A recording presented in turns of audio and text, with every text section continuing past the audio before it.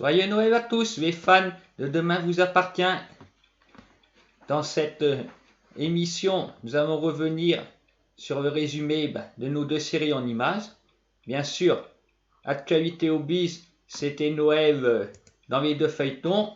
Puis, nous terminerons par la rubrique Actualité. C'est parti pour le premier résumé de la semaine en images.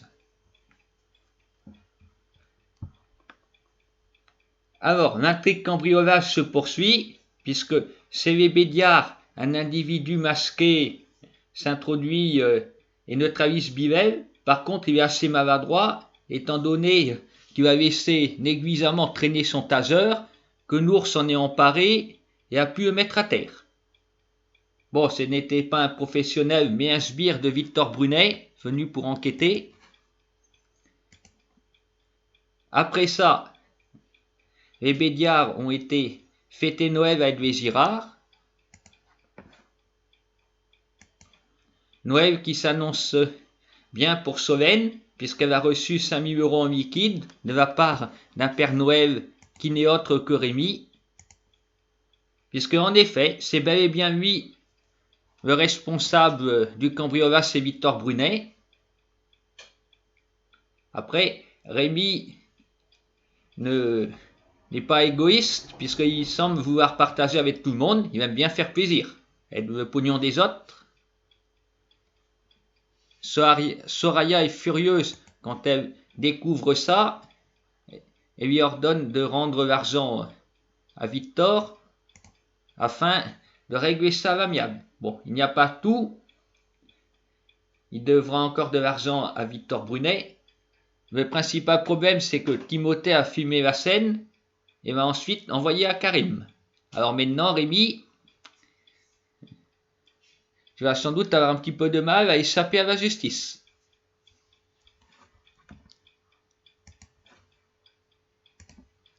Nous aurons vu aussi Alex fêter Noël. Bon, pas avec ses filles comme il le souhaitait. Et là, je dirais c'est un très mauvais calcul de la part de Chloé, qui n'est pas stratégique. Après, qu'est-ce qu'on ferait à sa place? Moi, je pense qu'elle aurait dû laisser Alex venir, puisqu'il y avait Jeanne, et Flore se serait retrouvée toute seule. Après, Chloé n'a pas voulu ça. Nous voyons Jeanne qui semble finir par apprécier Flore. Comme Alex dit, tout est de ma faute. On ne peut pas dire qu'il n'a pas sa part de responsabilité, bien sûr, mais Flore en profite. Flore ne va pas repousser. Enfin voilà, Chloé manque de réfléchir, d'autant que le rapport semblait s'arranger. Je ne comprends pas trop. Elle ne semble pas toujours lucide, c'est mon opinion. Après, je suis peut-être naïf, mais je pense qu'elle aurait dû laisser Alex venir. Nous aurons également vu Charlie partir de chez les Moreno pour aller se cacher chez Luc. Bon, ça n'aura pas duré longtemps, bien évidemment. En quelques jours, sa mère s'en est aperçue.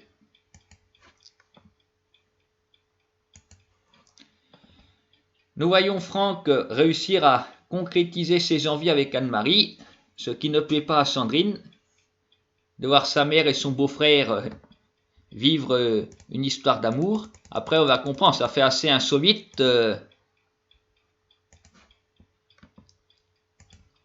Et sinon, après une absence remarquée, Louise est revenue travailler au Little Spoon. Nous découvrons alors qu'elle a des enfants qui seront au lycée à la rentrée, mais elle ne veut rien dire sur le père. Alors, on peut faire des spéculations. Le père est-il ascète? Sont-ils venus là pour le retrouver, ou au contraire pour le fuir? Parce que qui ça pourrait être? Parmi les nouveaux arrivants, il n'y en a qu'un, c'est Franck. Il nous a dit qu'il était divorcé, alors. Est-ce que ce serait l'ex-mari de Louise? Nous verrons bien.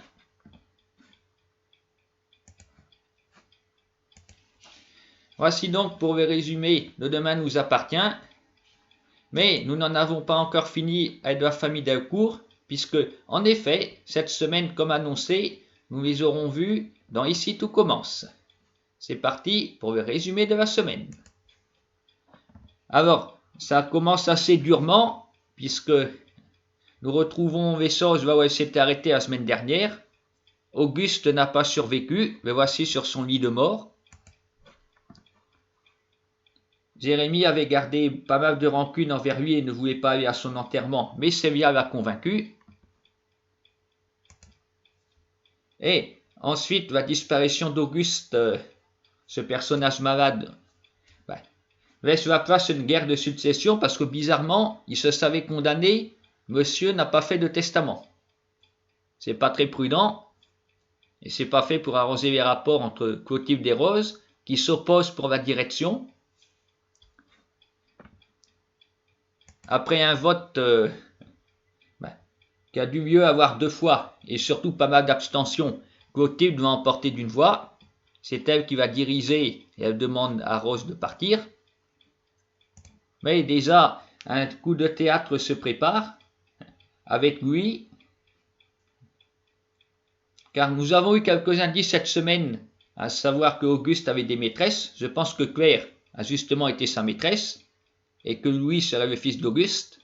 Un secret dont Tessier est au courant, c'est pourquoi il veut faire chanter Claire, mais Louis ne se laisse pas faire, les 2 fortes têtes de l'Institut s'opposent. Parce qu'après avoir retrouvé le testament d'Auguste, qui n'avait pas eu le temps de signer, Louis a imité la signature. Alors, Louis a un intérêt dans l'affaire. Je pense que le testament lui est favorable. Nous verrons la semaine prochaine qu'est-ce que ça va donner, alors que personne ne se méfie.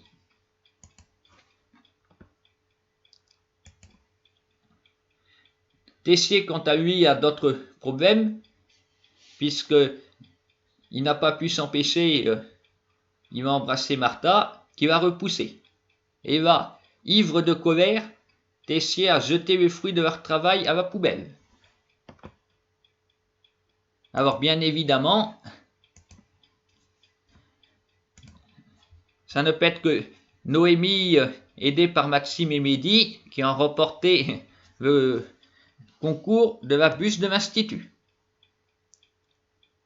Et c'était enfin le moment tant attendu des Noëls des familles.